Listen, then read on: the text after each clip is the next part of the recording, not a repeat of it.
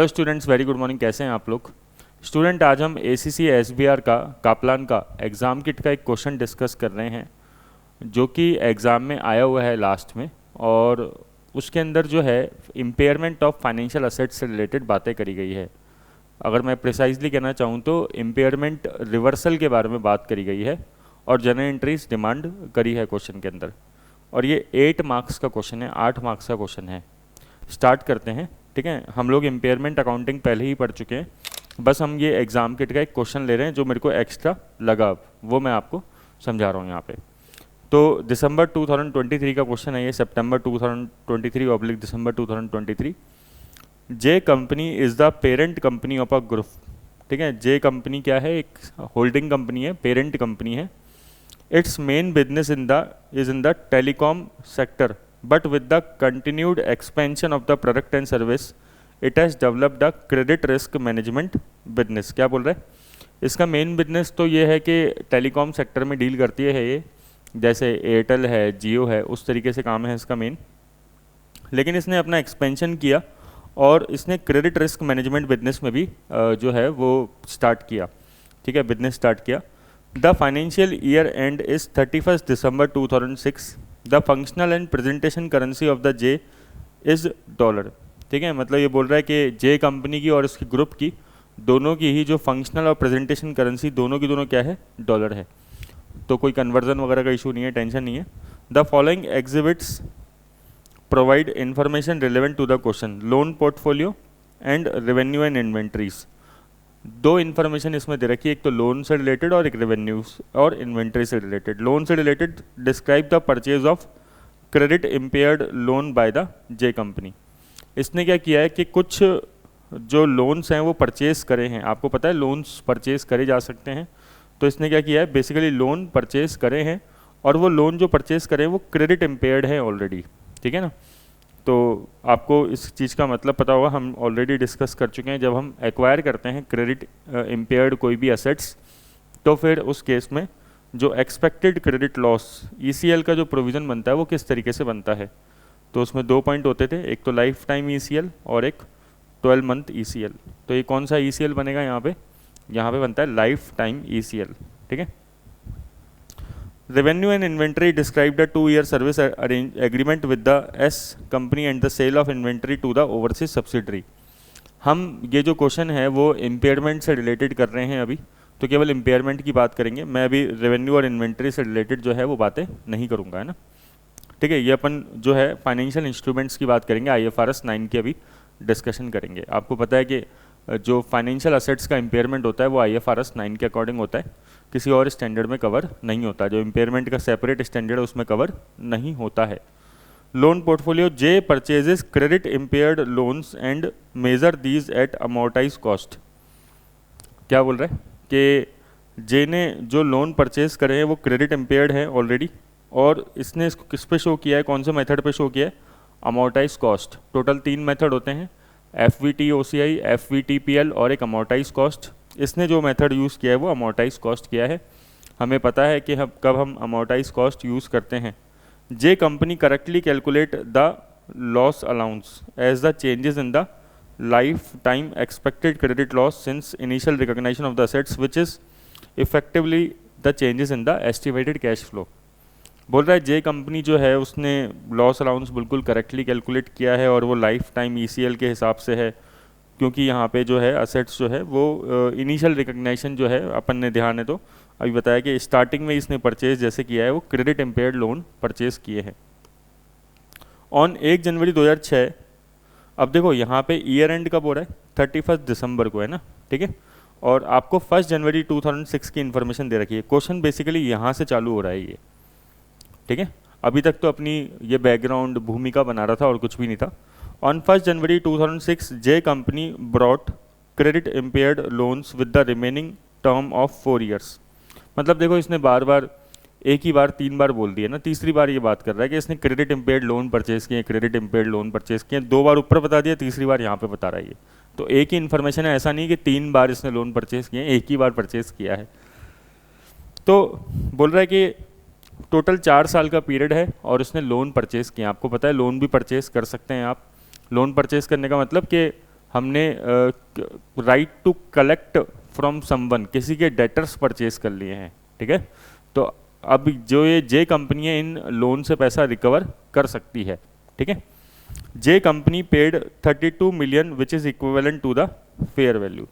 तो बोल रहा है जे कंपनी ने जो पेमेंट किया था 32 मिलियन किया था, है ना, जो फेयर वैल्यू के बराबर है। At 1 January the remaining contractual cash flow expected to receive on 31 December each year are. Opening में ही बता रहा है कि 1 जनवरी को जो रिमेनिंग, क्योंकि इसने 1 जनवरी को परचेस किया था ना, लोन्स परचेस किए थे इसने, तो बोल रहा है कि कितने साल का कैश फ्लो आएगा बताओ आप। बोला था ना 4 साल के लिए। आप देखो ध्यान से, इस क्वेश्चन में लिखा था कि रिमेनिंग टर्म ऑफ 4 ईयर्स, ठीक है। तो 1 जनवरी को परचेस किया, 4 साल के लिए 32 मिलियन इसने पे करें जो फेयर वैल्यू के बराबर है। तो अगर आप देखोगे यहाँ पे तो इसमें एक्सपेक्टेड कैश फ्लो दे रखा है 8.8, 8.8, 8.8, 8.8। तो अगर मैं इसको पी फैक्टर से मल्टीप्लाई कर दूँ, ठीक है, the credit adjusted effective interest rate भी दे रखी है आपको 3.9%। अगर मैं 3.9% से इसको मल्टीप्लाई करके देखूँ तो ये कितना आंसर आना चाहिए बताओ? 32 मिलियन ही आना चाहिए। आप चाहो तो करके देख लो, क्योंकि हर साल कैश फ्लो इक्वल है तो क्यूमुलेटिव पी फैक्टर ले सकते हो आप, ठीक है। तो आप 1 डिवाइडेड बाय क्या करो, 1.039 आप करो, 1 डिवाइडेड बाय 1.039 इक्वल्स टू ऐसे 4 बार करोगे, 1 2 3 4 बार क्यों करा? क्योंकि 4 साल तक मिलेगा अमाउंट, है ना। तो आएगा 8, ये आएगा 3.638। इसको मल्टीप्लाई कर दो आप 8.8 से। 8.8 का कैश फ्लो है ना हर साल का, ठीक है ना, और 4 साल का क्यूमुलेटिव पी फैक्टर निकाल दिया 3.638। आप चाहो तो इंडिविजुअल पी फैक्टर से ही मल्टीप्लाई कर सकते थे, लेकिन कैश फ्लो इक्वल है ना, तो फिर इसलिए स्मार्ट काम करने की ज़रूरत है। तो देखो ये 32.0144 ऐसे कुछ करके आएगा, लेकिन ये राउंड ऑफ कितना कर रखा है 32 मिलियन। तो अब आपको समझ में आना चाहिए कि 32 जो दे रखा था वो एग्जैक्टली बिल्कुल सही दे रखा था। इसने ये जो असेट्स परचेज करी है, ठीक है, भले ही ये क्रेडिट इम्पेयर्ड है, लेकिन इसने जैसे ही इसको परचेज किया है तो इसको फेयर वैल्यू पे करी है इसने, इसको कोई नुकसान नहीं हुआ परचेज करने में अभी, ठीक है ना। 8.8 के हिसाब से इसने पेमेंट किया है, 3.9% पी फैक्टर के हिसाब से 32 मिलियन ये फेयर वैल्यू ही है, ठीक है। During the year ended 31 December 8.8 million was collected. Year and हो गया, 8.8 मिलियन कलेक्ट हो गया। 8.8 क्या था? ये था। ईयर एंड पे ये जो एक्सपेक्टेड कैश फ्लोज थे वो कलेक्ट हो गया। पहले ईयर पे एक्सपेक्टेड कैश फ्लो कितना था? 8.8, वो कलेक्ट हो चुका है। 31 December the creditworthiness of the loan has improved. देखो ध्यान से देखो, 31 December the creditworthiness of the loan has improved. पहले क्वेश्चन में क्या बोला था कि ये इसने असेट्स कैसी परचेज करी थी? क्रेडिट इम्पेयर्ड परचेज करी थी, पहले बार बार बोल रहा था। अब क्या बोल रहा है कि थोड़ा सा क्रेडिट वर्दीनेस सामने वाले पर्सन की इम्प्रूव्ड हो चुकी है, ठीक है ना। ये जो कैश फ्लोज है इनकी क्रेडिट वर्दीनेस इम्प्रूव हो गई। J company now expect the following cash flow to be collected. और अब जे कंपनी क्या बोल रहा है कि क्योंकि देखो 31 दिसंबर 2006 को इसने सोचा, ठीक है, ये हम कहाँ खड़े हैं 31 दिसंबर 2006 को, तो अब कितने साल बच गए भाई? 31 दिसंबर 2006 को तो 8.8 तो मिल ही चुका था ऑलरेडी, तो अब 7 का पेमेंट मिलेगा, 8 का मिलेगा और 9 का मिलेगा, तो 7, 8 और 9। अब इसने सोचा है कि एक्सपेक्टेड कैश फ्लो कितने होंगे? 10, 10, 10। पहले कितना सोच रहा था? 8.8, 8.8, 8.8। तो अब थोड़ा सा जो है कैश फ्लोज जो हैं वो इम्प्रूव हो चुके हैं, ठीक है। Explain how J company should account for the credit impaired loan in the financial statement for the year ended 31 December 2006। Your answer should include the general entries. 8 marks का question है ये, और आप देखो ये एग्ज़ाम का आया हुआ क्वेश्चन है। और मैं आपको बताऊं तो जनरल एंट्रीज तो देखो सिंपल होती ही है, उसमें कोई दिक्कत ही नहीं है अपन को, ठीक है। और बाकी ये इस क्वेश्चन में कुछ भी नहीं है, ये आप सिंपल अगर आपने 11th-12th का प्रोविज़न का अकाउंट आप जानते हैं तो भी ये क्वेश्चन आराम से हो सकता है। बस इसमें पी फैक्टर का अपन कॉन्सेप्ट यूज़ करते हैं, बाकी तो और कुछ है नहीं, ठीक है। मतलब ये इजी क्वेश्चन है और ये 8 मार्क्स के अंदर है, तो ऐसे क्वेश्चन कभी भी गलत नहीं होने चाहिए आपके। तो इसको देखते हैं कैसे करना है अपन को सॉल्व। सबसे पहले तो अपन से क्या मांग रहा है, ये आपसे अकाउंटिंग ट्रीटमेंट पूछ रहा है। तो अकाउंटिंग ट्रीटमेंट में पहले आप कहानी लिख सकते हो कि इसने असेट्स जो है वो परचेज करी है, क्रेडिट इम्पेयर्ड, तो यहाँ पे लाइफ टाइम ईसीएल बनना चाहिए, तो इसने करेक्टली लाइफ टाइम ईसीएल बनाया है। इसने असेट्स को अमोर्टाइज कॉस्ट पे दिखाया है, ये फाइनेंशियल असेट्स है, ठीक है ना। इसका इम्पेयरमेंट भी IFRS 9 के हिसाब से होगा, कोई अलग स्टैंडर्ड इसमें डील नहीं करेगा। ऐसे करके आप लिख सकते हो जो भी आपने पढ़ा है अभी तक, उसमें कोई दिक्कत नहीं है। अब पहली जनरल एंट्री बताओ किस तारीख को होगी। जनरल एंट्रीज कर रहे हैं हम, ठीक है। तो पहली किस डेट को होगी, 1 जनवरी 2006 को। बताओ क्या एंट्री करोगे, सोचो आप इस क्वेश्चन को पहले आप खुद है ना करके देखो। आप लेजर भी बना सकते हो, लेजर बनाने में कोई दिक्कत नहीं है, ठीक है ना। आप अगर आप बार बार सोचोगे भाई लेजर बना ले हम, तो लेजर बना लो, लेजर बनाने में कोई दिक्कत नहीं है। फाइनेंशियल असेट्स अकाउंट बना लो और एक लॉस अकाउंट बना लो, ठीक है। अपन यही करते हैं। चलो, तो 1 जनवरी 2006 को एंट्री क्या होगी, फाइनेंशियल असेट्स अकाउंट डेबिट, हमने क्या परचेज किए हैं, लोन्स, ब्रैकेट में लिख देते, टू बैंक। नरेशन हो जाएगा बीइंग फाइनेंशियल असेट्स परचेज्ड, ठीक है। जब भी आप जनरल एंट्री पूछे आपसे तो फिर आप साथ में क्या दे दें, नरेशन दे दें। थोड़ा सा प्रोफेशनल लगता है कि देखो स्टूडेंट जो है एक्चुअल में मेहनत कर रहा है, क्योंकि आधी से ज़्यादा दुनिया तो है नरेशन नहीं लिखेगी, लेकिन आप लिखोगे थोड़ा इम्पैक्ट अच्छा जाएगा, है ना, ठीक है। अब कितने का इसने परचेज किया देखो जरा, इसने यहाँ पे 32 मिलियन पे करे थे इसने, 32 आप ऐसे करके लिख दो। चलो, सेकेंड एंट्री किस तारीख को होगी, तो लेजर में भी एंट्री कर देते हैं, फाइनेंशियल असेट्स टू बैंक, किस डेट पे, 1 जनवरी 2006। अब आप लेजर को ही याद रख लो कि भाई 32 मिलियन की चलो एंट्री हो गई। लेजर को ही याद रख लो कि लेजर में सबसे पहले क्या आता है, अब ईयर एंड पे आप इंटरेस्ट बुक करते हो, आपको पता है, तो financial assets to finance income, है ना, यही एंट्री पास करते हैं। तो 32 का कितना परसेंट इफेक्टिव इंटरेस्ट रेट है, चेक कर लो। अब आप क्वेश्चन में दे रखा था 3.9% इफेक्टिव इंटरेस्ट रेट है, तो 32 का 3.9%, 3.9% मतलब 1.248 है, वैसे 25 भी कर सकते हो, कोई दिक्कत नहीं है, ठीक है ना। अच्छा, और 31 दिसंबर 2006 को ही क्वेश्चन में कह रहा था कॉन्ट्रेक्चुअल पेमेंट जो था वो रिसीव हो गया था, ठीक है ना। कितना था कॉन्ट्रेक्चुअल पेमेंट, जरा देखो, चेक करो, ये था 8.8 का। During the year 31 December 2006 8.8 million was collected, ठीक है। तो 8.8 कलेक्ट कर लेते हैं। अब आप इसकी जनरल एंट्रीज आराम से लिख सकते हो, बस केवल लिखनी ही तो है। तो 31 दिसंबर 2006 को एक एंट्री पास कर दो, financial assets account debit to finance income, मतलब आप ब्याज की इनकम बुक कर दो, कितनी, 1.25 से, ठीक है। ये दो। थर्ड एंट्री में इंटरेस्ट कलेक्ट कर लो, मतलब जो कॉन्ट्रेक्चुअल कैश फ्लो था, तो bank account debit to financial assets, कितने से कलेक्ट हो जाएगा आपका, 8.8 से। क्लियर। और क्लोजिंग फाइनेंशियल असेट्स की वैल्यू निकाल लो 31 दिसंबर 2006 की बाय बैलेंस CD, कितना आएगा, 32 प्लस 1.25 माइनस 8.8। आप कहोगे सर ECL तो बनेगा, लेकिन ECL बनने के लिए कोई अकाउंट थोड़े अपन को चाहिए होता है, मतलब फाइनेंशियल असेट्स में ECL थोड़े बनता है।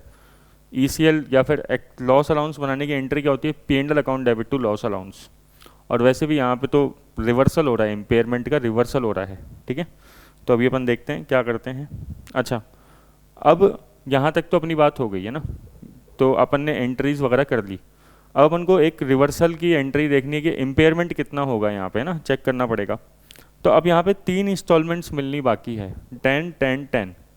और अभी अपने पास जो बैलेंस आ रहा है असेट्स का वो कितना आ रहा है, 24.45, ठीक है। तो अगर अपन इससे चेक कर लें कि फेयर वैल्यू कितनी है अब अपनी, ठीक है ना, तो अपन को आइडिया लग जाएगा कि कितना लॉस हुआ या फिर कितना गेन हुआ। ठीक है, अपन को अभी कितना रिकवर करना है, 24.45 अपनी बुक्स के हिसाब से, जो ओरिजिनल रेट आ रही थी उसके हिसाब से। ठीक है, तो अपन चेक करते हैं कि अब कितना अपन रिकवर कर पाएंगे, है ना। तो 10 10 10 रिकवर कर पाएंगे। ओरिजिनल इफेक्टिव रेट कितनी है, 3.9। तो देखो हर साल कैश फ्लो इक्वल है, तो 1 डिवाइडेड बाय वही 1 डिवाइडेड बाय 1.039 इक्वल्स टू है ना। ऐसे करके आप एम प्लस करते हो ना use, equals to M plus equals to M plus equals to M plus, तो कितना आएगा 2.780। भाई ये तो अकाउंट्स का काम ही नहीं है, तो फाइनेंशियल मैनेजमेंट का काम है। 1 डिवाइडेड बाय 1.039 कर लिया आपने, equals to M plus equals to M plus equals to M plus, 3 बार किया तो 2.870 आ गया। ठीक है, 2.870 को मल्टीप्लाई कर लो 10 से, 2.870 को मल्टीप्लाई कर दो 10 से, तो 27.8 आ गया, या आप 28 भी कह सकते हो राउंड ऑफ करके। ठीक है, 2.78 इंटू तो 28 आ गया एक तरीके से अपने पास। अब थोड़ा सा ध्यान से देखो आप, हम कह रहे हैं कि हमारे पास फाइनेंशियल असेट्स का बैलेंस जो बुक्स में आ रहा है वो कितना आ रहा है, 24.45, क्योंकि बुक्स में तो हम ओरिजिनल जो लेके आए थे 32 के हिसाब से, जो फेयर वैल्यू आ रही थी उसके अकॉर्डिंग आ रहा है, और पहले हमने जो फेयर वैल्यू निकाली थी जो क्वेश्चन में दे रखी थी वो 8.8 के हिसाब से थी। अब हमने क्या किया, एक तो इंस्टॉलमेंट रिसीव कर ली 8.8 की, अब बोल रहा है कि कैश फ्लोज इम्प्रूव हो गए हैं, है ना। तो अब हमने जो फेयर वैल्यू निकाली वो नई कितनी आई, 27.8, ये न्यू फेयर वैल्यू आ गई। पहले मतलब हमारे पास जो पुराना बैलेंस था वो 24.45 के हिसाब से आ रहा है, और अब हम बोल रहे हैं नई फेयर वैल्यू इतनी है। तो अब आप देख रहे हो यहाँ पे कि एक तरीके से जो लॉस अलाउंस है उल्टा हो रहा है थोड़ा सा, है ना। ठीक है, मतलब अपन को नुकसान नहीं हो रहा, फ़ायदा हो रहा है, इसीलिए तो ये क्वेश्चन पूछा है। 3.35 का एक तरीके से बेनिफिट हो रहा है यहाँ पे। ठीक है, तो एंट्री क्या पास करेंगे अपन, लॉस अलाउंस बनाने की एंट्री क्या पास करते हैं, P&L account debit to loss allowance, यही एंट्री पास करते हैं। जैसे आपने लॉस अलाउंस बनाया था तो बाय P&L लिख देते थे इस तरफ, बाय P&L इधर, लेकिन अब की बार बाय P&L नहीं होगा, क्यों, क्योंकि नुकसान नहीं हुआ है, फ़ायदा हुआ है। तो लॉस अकाउंट में क्या जाएगा, टू P&L कितना 3.35, 31 दिसंबर 2006 को तो 31 दिसंबर 2006 को P&L में आ जाएगा, मतलब एक एंट्री पास कर देंगे अपन, loss allowance account debit to P&L 3.35, 3.35 clear क्या, ये अपन ने एंट्री पास कर दी। अब अपन से अगर बैलेंस पूछेगा तो बैलेंस शीट में कितना जाएगा, 24.45, तो जो फाइनेंशियल असेट्स है उसका बैलेंस चला जाएगा। ठीक है, और किसका बैलेंस जाएगा, लॉस अलाउंस का बैलेंस जाएगा। लॉस अलाउंस का बैलेंस कितना जाएगा, 3.35। लेकिन ध्यान रहे लॉस अलाउंस अब की बार कोई नुकसान नहीं है, अब की बार उल्टा ये बेनिफिट है। वैसे लॉस अलाउंस एक तरीके से क्या होता है, प्रोविजन फॉर बैड डेप्ट होता है ना। लॉस अलाउंस हमेशा क्या होता है, एक तरीके से प्रोविजन फॉर बैड डेप्ट्स, और प्रोविजंस के बैलेंस क्या होता है, नॉर्मली क्रेडिट होते हैं, लेकिन अब की बार ये बैलेंस क्या बन गया है, डेबिट। ठीक है, तो फाइनेंशियल असेट्स भी डेबिट है, आपकी असेट्स तो डेबिट होती ही है, और लॉस अलाउंस भी डेबिट है ना। तो दोनों के बैलेंस डेबिट होने का मतलब क्या है कि आपको पैसे ज़्यादा मिलेंगे, 24.45 तो मिलेंगे, और आपकी एक एक्सपेक्टेशन है कि 3.35 और ज़्यादा मिलेंगे, तो अब आपको मिलेंगे कितने, एक तरीके से 27.8 ऐसे। लेकिन बैलेंस शीट में तो बस आप फाइनेंशियल असेट्स अलग दिखाओगे और लॉस अलाउंस का डेबिट बैलेंस अलग दिखा दोगे 3.35 का। ये इतना सा क्वेश्चन है। ठीक है, अगर आप इसका सॉल्यूशन देखोगे, देखो ये सॉल्यूशन मैं दे भी रखा है ताकि आप पढ़ सको इसको। IFRS 9 require recognition of impairment loss on a forward looking basis. ये अपन जानते हैं कि एस्टिमेट फ्यूचर के हिसाब से देखते हैं, which means that impairment loss are recognise before the occurrence of any event, है ना। भाई अगर एक्चुअल में बैड डेप्ट नहीं हुआ उससे पहले अपन रिकॉग्नाइज कर रहे हैं, ठीक है, उस लॉस को। These impairment loss are refer to as expected credit loss. IFRS 9 require that loan to be reported with the risk of expected loss regardless of the whether the risk has been materialized or will materialize in the future। मतलब अगर आपको risk नज़र आ रहा है तो चाहे भले अभी रिस्क एक्चुअल में मटेरियलाइज हुआ या नहीं हुआ, बैड डेप्ट एक्चुअल में हुआ या नहीं हुआ, फिर भी आप प्रोविज़न बुक कर दो। तो कर ही रहे हैं अपन, वो तो करते ही हैं।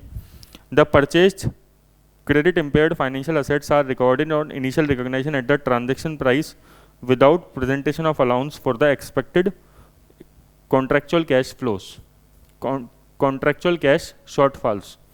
क्यों स्टार्टिंग में अपन ने क्यों नहीं रिकॉर्ड किया जबकि इसने परचेज करी थी असेट्स क्रेडिट इम्पेयर्ड? तो स्टार्टिंग में अपन ने लॉस अलाउंस क्यों नहीं बनाया? क्योंकि अपन ऑलरेडी फेयर वैल्यू पे करके आए हैं, 32 मिलियन के अंदर वो सारा इफेक्ट इंक्लूड है, ठीक है ना। तो जो फेयर वैल्यू आ रही थी 32 मिलियन के अकॉर्डिंग, मतलब जो पी फैक्टर है वो 32 मिलियन के हिसाब से ही इसने पे किया है, पेमेंट पहले से ही। तो उसमें फिर वापस से ECL बनाने की ज़रूरत ही नहीं है, अपन ने पेमेंट ज़्यादा किया ही नहीं। अगर पेमेंट ज़्यादा किया होता और फिर नुकसान की कुछ संभावनाएं अलग से लगती, अपन को पॉसिबिलिटी लगती, तब अपन बनाते ECL स्टार्टिंग में, जैसे इसने एसेट्स परचेज करी।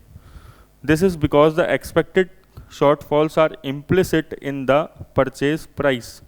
मतलब वो जो प्राइस हमने दी है, जो मोल भाव करके, जो हमने नेगोशिएशन करके जो प्राइस दी है, उसके अंदर वो ऑलरेडी इफेक्ट इंक्लूड था। तो इनिशियल रिकॉग्निशन पे जनरल एंट्री हो गई loan assets account debit to cash initial recognition पे। 31 दिसंबर को इसने इंटरेस्ट इनकम कैलकुलेट करी 1.25 की हिसाब से, है ना, 3.9% के हिसाब से अपन ने कैलकुलेट करी, अपन ने देखा भी था, ठीक है ना, 1.25। फिर क्लोजिंग, ये जो कैश फ्लो रिकवर हो गया और क्लोजिंग वैल्यू आई 24.45। अगर आप देखना चाहो तो वापस से देख सकते हो इसको, क्लोजिंग वैल्यू कितनी आ रही थी, 24.45, ठीक है। हमने अकाउंट बना के कर लिया, इन्होंने टेबल बना के, आप टेबल बना के भी कर सकते हो। फिर जनरल एंट्रीज कर रखी है, जैसे loan assets account debit to P&L, ये फाइनेंस इनकम बुक करने की एंट्री हो गई, ये हमने करी है। ये रिकवर करने की एंट्री हो गई, जो पैसा रिकवर हुआ, ये जो 8.8 रिकवर हुआ है वो, ठीक है।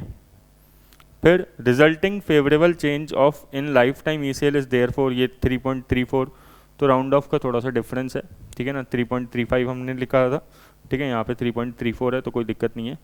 ये इम्पेयरमेंट गेन है एक तरीके से, लॉस नहीं है, ठीक है। तो आप एंट्री क्या करेंगे, loss account debit to, loss allowance account debit to P&L, है ना, क्योंकि लॉस अलाउंस नाम से ही आप इम्पेयरमेंट को दिखाते हैं अब, ठीक है।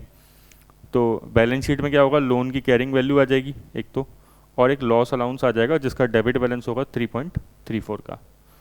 तो स्टूडेंट्स ये है सिंपल का क्वेश्चन, ठीक है। क्वेश्चन ईजी था, बस थोड़ा सा क्या है कि स्टूडेंट कंफ्यूज हो सकते हैं इसमें, क्योंकि यहाँ पे क्रेडिट हो रही है, इम्पेयरमेंट लॉस नहीं हो रहा, इम्पेयरमेंट गेन हो रहा है। तो इसलिए मैंने सोचा चलो ये जो वीडियो है ये स्टूडेंट्स को इस क्वेश्चन की प्रोवाइड कर दी जाए, तो ऐसे भी अपडेट आते रहेंगे तो अपन करते रहेंगे उसको सॉल्व। Thank you.